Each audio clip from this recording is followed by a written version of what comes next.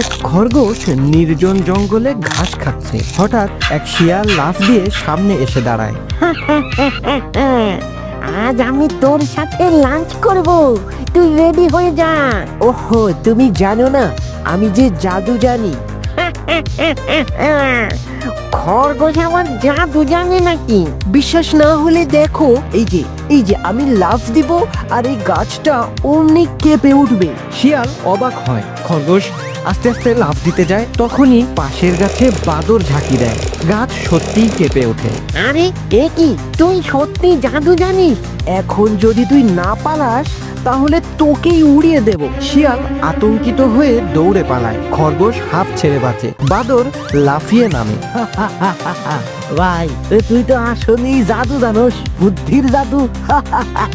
চালাকি হচ্ছে বড় জাদু, বুদ্ধি থাকলে শক্তির প্রয়োজন হয়।